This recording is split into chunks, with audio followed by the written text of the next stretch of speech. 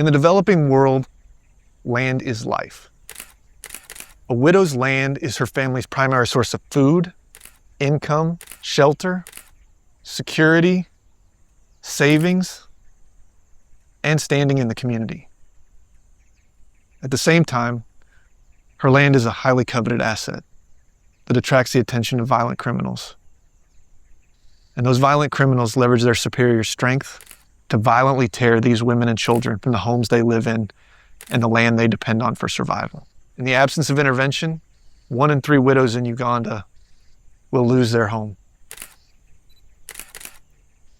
To protect women and children from the devastation of land theft, Redeem International deploys teams of local justice professionals to intervene on their behalf. These intervention teams partner with local law enforcement authorities to intervene directly in land theft cases, stepping between the abuser and the abused, restoring victims to their homes, prosecuting the criminals who are abusing them, and broadcasting those results as a warning to anybody who would even consider stealing land from widows and orphans in the future.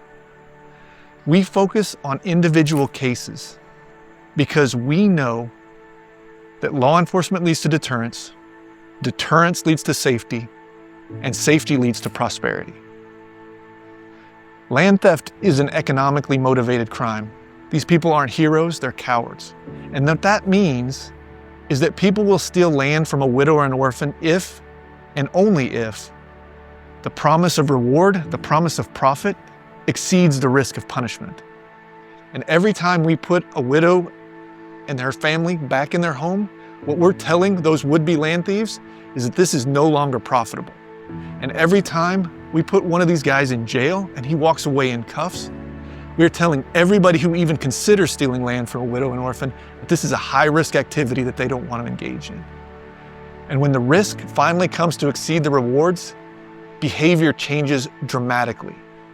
We ran a pilot program on this when I used to work at an organization called International Justice Mission. That team put about 1,000 people back in their homes. They prosecuted just shy of 100 violent criminals. And at the end of the project, we saw that land theft victimization rates had dropped by 80%. While we only did a few cases, we actually were preventing tens of thousands of people from being run out of their homes. And the only thing better than being restored to your home is never losing it in the first place.